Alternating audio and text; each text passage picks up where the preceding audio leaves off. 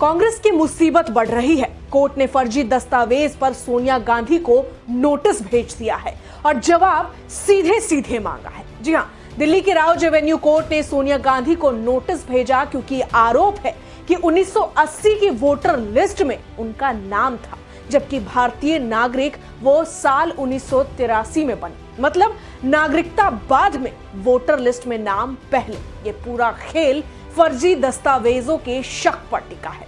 सोचिए, अगर किसी का नाम वोटर लिस्ट में उससे 3 साल पहले दर्ज हो जाए, जब वो देश की नागरिक भी ना हो, तो ये गलती, सेटिंग या कुछ और बड़ा खेल है।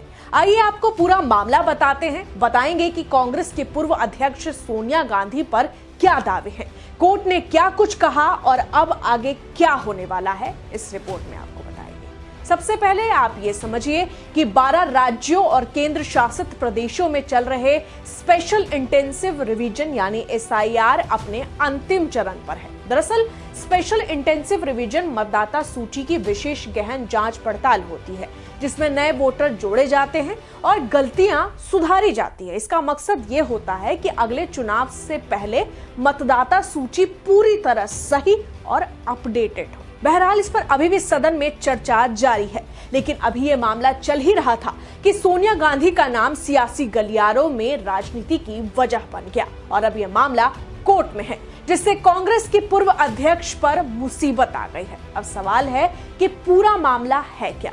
दरअसल आज सोनिया गांधी का जन्मदिन है, लेकिन राजनीति में उनका बर्थडे स्पेशल कुछ और ही निकल गया। दिल्ली की राउज एवेन्यू कोर्ट ने सोनिया गांधी का वोटर लिस्ट में नाम होने के मामले में बड़ा फैसला लिया। अदालत ने कांग्रेस के पूर्व अध्यक्ष के खिलाफ कथित रूप से बिना भारतीय नागरिकता लिए वोटर लिस्ट में नाम शामिल करने के मामले में उन्हें और दिल्ली पुलिस को नोटिस जारी किया। मामला इस आरोप से जुड़ा है कि कथित रूप से भारतीय नागरिकता हासिल करने से पहले उनका नाम नई दिल्ली के मतदाता सूची में शामिल कर दिया गया था। नागरिकता से जुड़ा विवाद उस समय उठा जब वकील विकास त्रिपाठी ने कोर्ट में रिवीजन पिटीशन दायर की। उनका आरोप है कि सोनिया गांधी को 30 अप्रैल 1983 को भारत की नागरिकता मिली, लेकिन इसके 3 साल पहले यानी साल 1980 की मतदाता सूची में उनका नाम पहले मौजूद था। याचिकाकर्ता का कहना है कि मतदाता सूची में नाम केवल उन्हीं का शामिल हो सकता है जिनके पास भारतीय नागरिकता हो, इसलिए 1980 के लिस्ट में एंट्री अपने आप में संदेह पैदा करती है।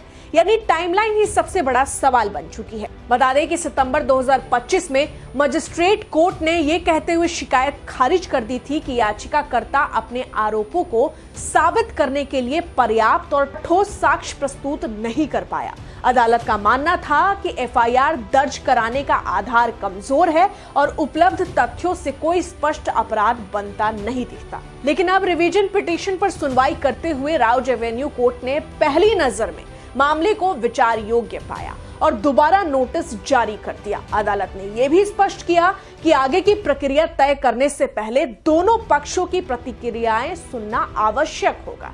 सवाल है कि कोर्ट ने कांग्रेस की पूर्व अध्यक्ष और पूर्व सांसद सोनिया गांधी को नोटिस भेजा तो किस बुनियाद पर भेजा। दरअसल याचिकाकर्ता ने ये दलील दी और कहा कि मामला संज्ञेय अपराध बनता है, FIR होनी चाहिए और ये सिर्फ मतदाता सूची की गलती वाला मामला नहीं है, बल्कि दस्तावेजों की जांच बेहद जरूरी है। और इसलिए जहां मजिस्ट्रेट कोर्ट ने पहले याचिका खारिज कर दी थी, अब रिवीजन केस में उच्च अदालत ने नोटिस भेजकर खेल पलट दिया। यानी अब मामला सोनिया गांधी और दिल्ली पुलिस के कोर्ट में दायर जवाब पर टिकी है, जहां अदालत इस पूरे प्रकरण की अगली सुनवाई 6 जनवरी 2026 को करेगी। अब देखना होगा कि क्या ये सिर्फ एक कानूनी प्रक्रिया है या यह कांग्रेस के लिए बड़ा सियासी तूफान बनाने जा रहा है। ऐसे में आप इस पूरे मामले को लेकर क्या कहेंगे, आपकी क्या प्रतिक्रिया है, कमेंट में जरूर लिखें। मैं आपके साथ रंजना उपाध्याय, आप देख रहे हैं HCN न्यूज। धन्यवाद।